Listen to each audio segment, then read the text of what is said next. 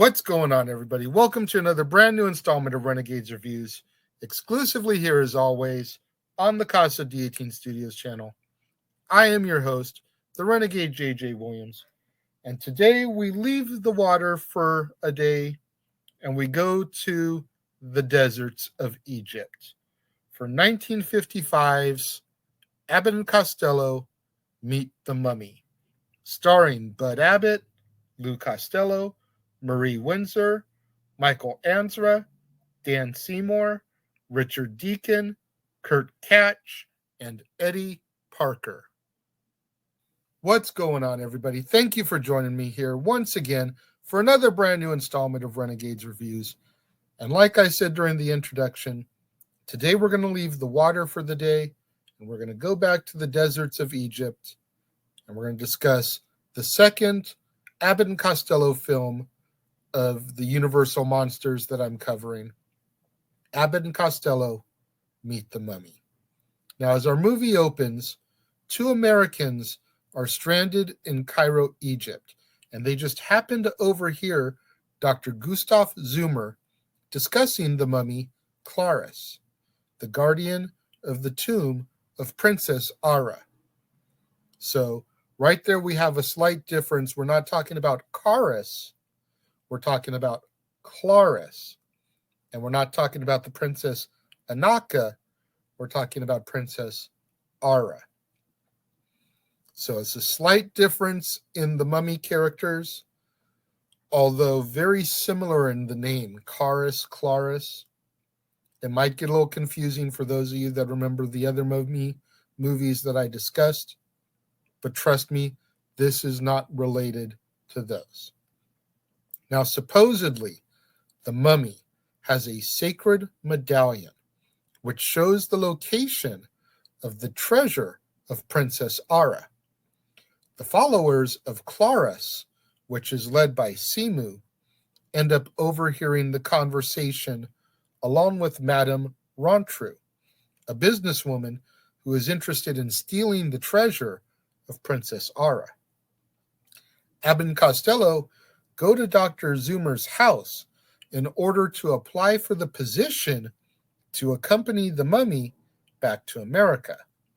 However, two of Simu's men, Iben and Hetzet, murder the doctor and steal the mummy just before Abbott and Costello arrive.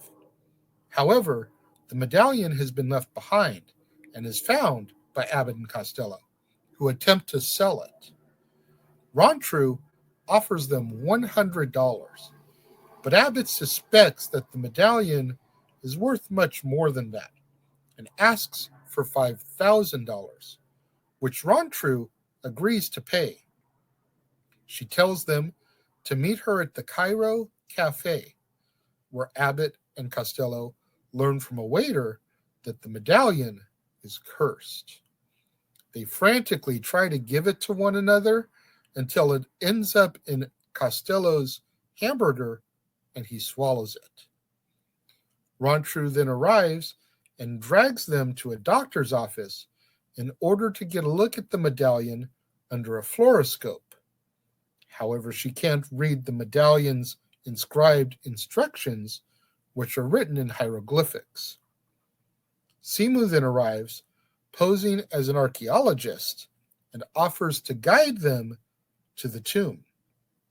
Meanwhile, Simu's followers have returned life to Clarice.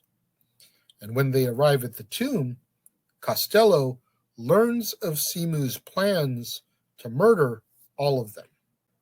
Rontru then captures Simu, and one of her men, Charlie, disguises himself as a mummy and enters into the temple.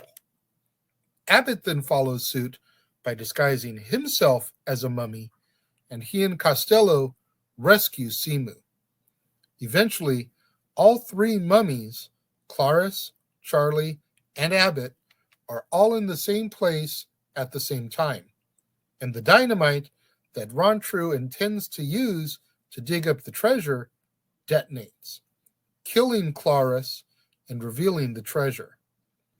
Abbott and Costello convince Simu to turn the temple into a nightclub in order to preserve the legend of Claris.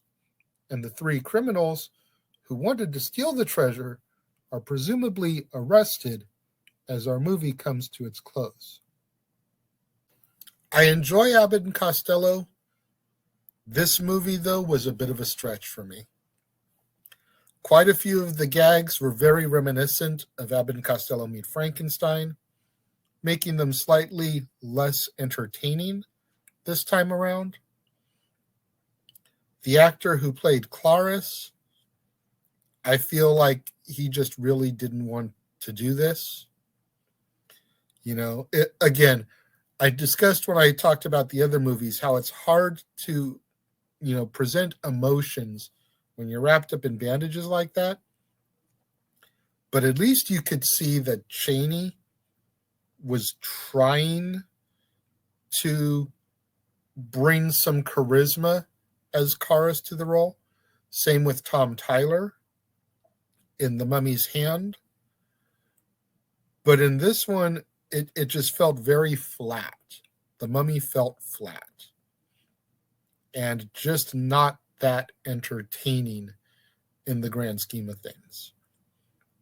This would be the last film Abbott and Costello would do for Universal.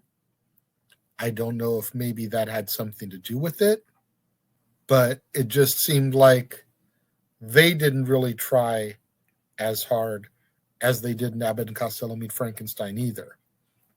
Maybe they just figured that since this is their last film, they could just phone it in essentially and limp through the movie. It just didn't do it for me. I'm sorry. I love Abbott and Costello, but this just fell short for me all the way around. When it comes to my rating of this one, I'm going to give it 1 star. As I stated, it just fell flat for me. It didn't really do it for me the level that Abbott and Costello Meet Frankenstein did. And I'm sad about that, as much as I love the comedy duo of Abbott and Costello. I'm curious to know what you guys think. Pop, I'll be looking for your comments as well. What do you guys think of Abbott and Costello Meet the Mummy? Those of you that have seen it. Let me know if you're watching the premiere. Leave your thoughts and comments over here. If you're watching on demand later in the day, leave your thoughts and comments down here. Whatever you do, though, when you get out there on social media, let's try to get those hashtags trending. Hashtag Casa D18 Studios, hashtag Renegades Reviews, hashtag Renegade Returns, and of course, the ever popular hashtag Shenanigans. We interrupt this episode of Renegades Reviews for an important announcement about merchandising. Merchandising? What's that? Merchandising. Come, I'll show you. Merchandising, where the real money's made. Make sure you go over to teespring.com/stores/Jeff Meacham Network for all the t-shirts you see here from the West Coast professor, Jeff Meacham himself. You can get shirts for the Jeff Meacham Network, Talk Wrestling, as well as the red and gold Meachamania shirts. And while you're there, don't forget to get your shirts of the Casa D18 Studios Brotherhood, the Dads on Wrestling shirt, the Renegade JJ Williams, Statboy Sports Bar, and the hashtag Statboy Approved shirt. Make sure you go over to teespring.com/stores/Jeff Meacham Network and score your shirts today. Make sure you guys tune in tomorrow, right back here on the Casa D18 Studios channel, for another brand new installment of Renegades Reviews, when we return to the water and we close out the trilogy of films for The Creature from the Black Lagoon. 1956's The Creature Walks Among Us, starring Jeff Morrow, Rex Reason, Lee Snowden, Greg Palmer, Maurice Manson, Riku Browning, and Don Migowan. You're not going to want to miss out on that one.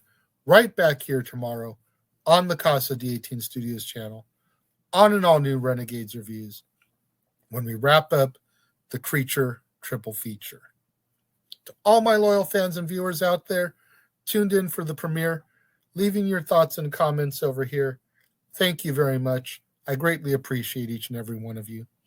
Likewise, all my loyal fans and viewers out there tuned in a little bit later in the day, watching on demand, leaving your thoughts and comments down here. Thank you very much. I appreciate each and every one of you. I appreciate all my loyal fans and viewers out there that tune in on a regular basis, showing me that love, showing me that support, going back to the archives, digging up the old episodes of Renegade of Wrestling, Dad's on Wrestling, After the Bell, Stat Boy Rants, watching those in an effort to help boost up my viewership hours so I can eventually get monetized and make some money in this endeavor.